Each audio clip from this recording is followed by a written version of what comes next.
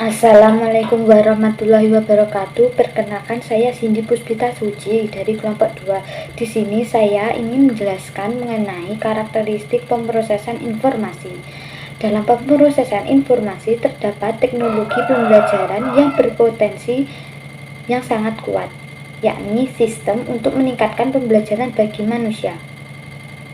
Pesan-pesan multimedia yang dirancang seiring dengan otak manusia bekerja dan akan lebih mengarah pada pembelajaran yang bermakna atau pembelajaran yang penuh arti.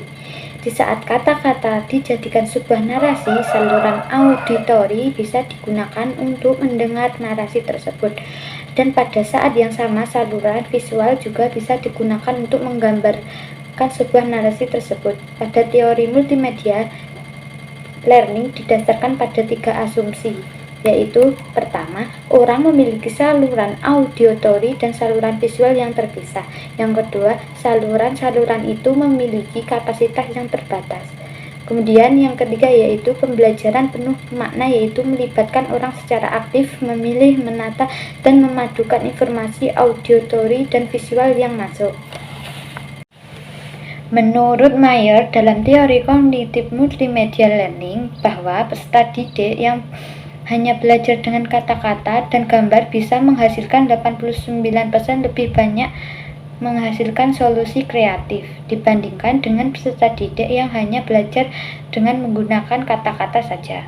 Adapun kegunaan sumber belajar sebenarnya tidak terlepas dari tujuan agar sumber belajar itu menjadi bermakna. Bahan ajar yang pendidik buat harus benar-benar diharapkan mampu membuat peserta didik menguasai kompetensi yang diharapkan.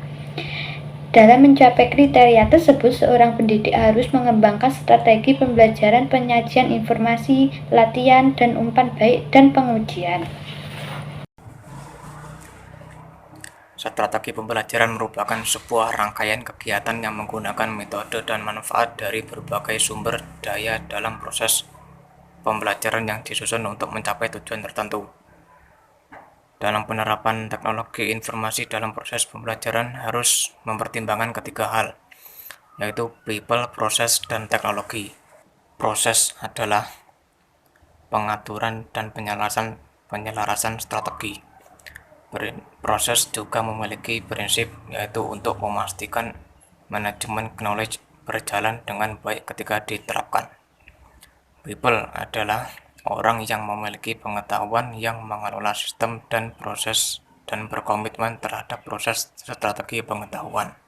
Apabila tidak mempertimbangkan ketiga hal tersebut dapat menyebabkan kegagalan sistem teknologi pada proses pembelajaran. Selanjutnya ialah ada 2 faktor yang dapat memengaruhi peserta didik dalam proses pembelajaran, yakni faktor internal dan eksternal.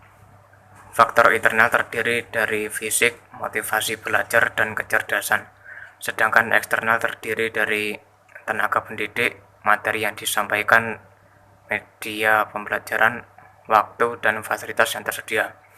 Jadi teknologi dalam strategi pembelajaran merupakan faktor yang mendukung dalam mengelola pengetahuan. Dalam penerapannya membutuhkan berbagai macam komponen seperti komunikasi, kolaborasi, sharing, dan aplikasi. Kedua, pembelajaran inovatif.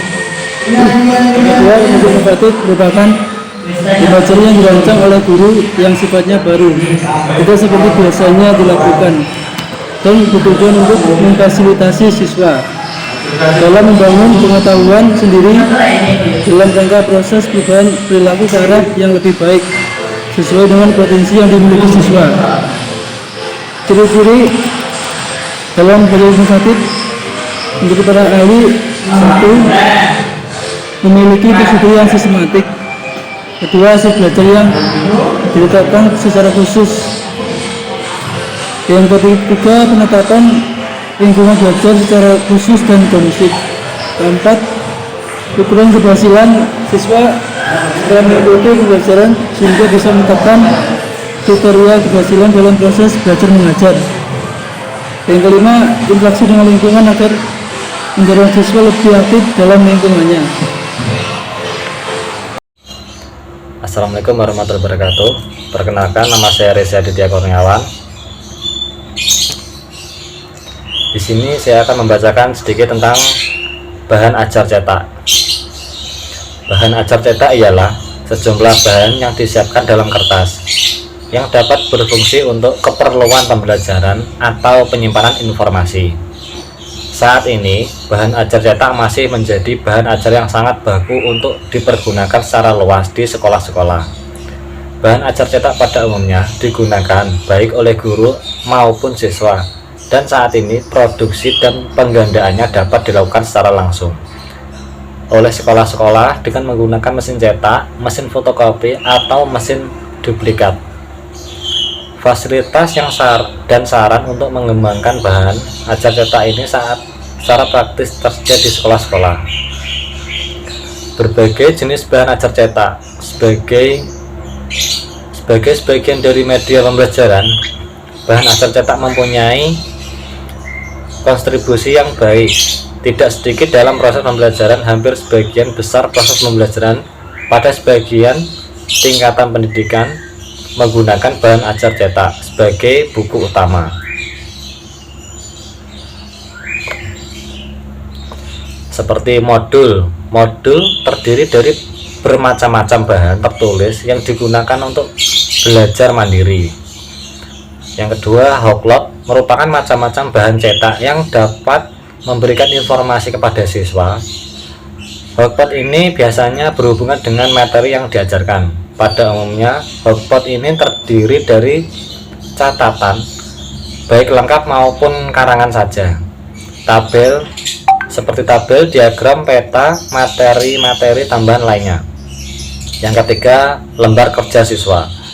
Termasuk di dalamnya adalah lembar khusus, daftar bacaan, lembar praktikum, lembar pengarahan tentang proyek dan seminar, lembar kerja, dan lain-lain.